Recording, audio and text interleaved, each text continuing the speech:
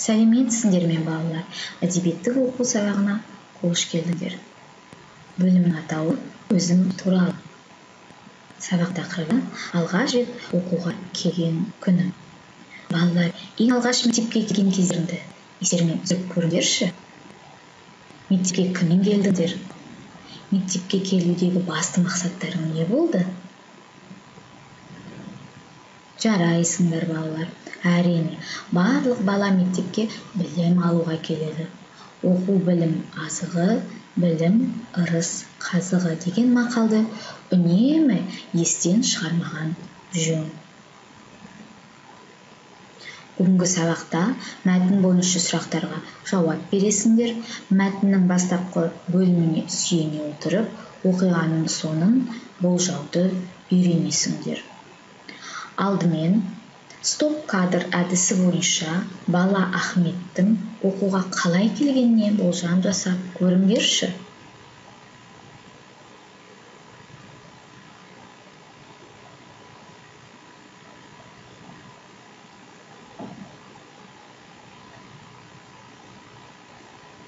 Жарайсыңдар балалар.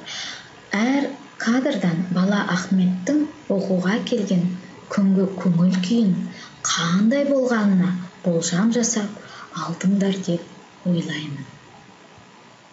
Ендеше мен оқуға қалай бардым мәтінмен сәйкестендіріп оқып көрейік. Менің Әбіш деген құрдасым бар. Әкесі оны оқуға берді.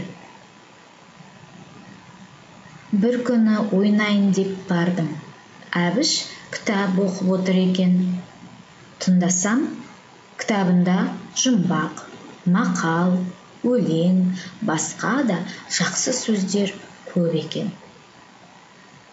Оқу үйренсем, мен де сондай оқыр едім деп ойға қалдым. Үйге қайтып келдім. Оқуға барамын, дедім. Әкем мен анам бұл ойымды ұнатты. Ертеңіне әкем мені оқуға апарды. Авторы Ахмет Байтұрсынұлы. Балалар, мәтін бойынша сұрақтарға жауап беруге дайынсыңдар ма? Олай болса, Әбіш деген кім? Оның кітабында нелер бейнеленген?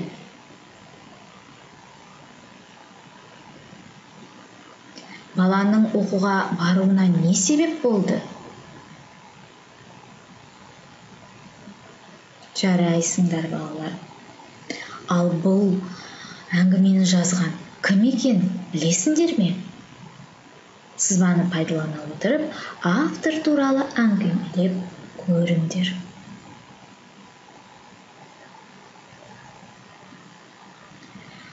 Ахмет Байтұрсынұлы 1873 жылы туылған. Ол ғалым, ақын, ұстаз. Қостанай облысында туылған. Тұңғыш әліпби оқулығын жазған. Басқаша айтатын болсақ, әліпбенің атасы деп атап та кеткен екен.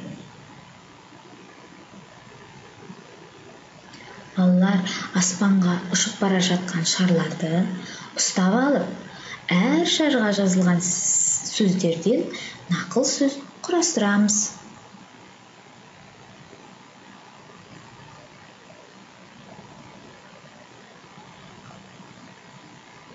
Білімдіге дүние жарық, білімсіздің күні ғарып.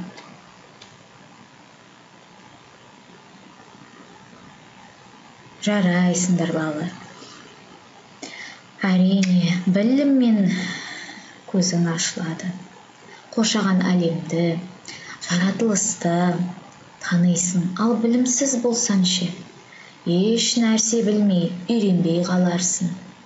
Әрине, бала Ахметтің алғырлығы сонша көңіл күй тамаша, керемет болғаны белгілі болды. Балалар, бүгінгі мен оқуға қалай бардым мәтінмен таныса отырып, сендер бүгінгі сабақта бала Ахметтің оқуға деген ынтасын білдіңдер.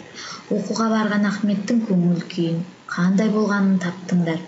Білімдіге дүние жарық, білімсіздіге дүние ғаріп мақалының мәнін түсіндіңдер. Мәтін бойынша сұрақтарға жауап бердіңдер. Мәтіннің бастапқы бөліміне сүйене отырып, оқиғаның соңына дейін болжам жасауды үйрендіңдер. Осымен балалар, бізде әдебиеттік оқу сабағы аяқталды. Сау болыңыздар.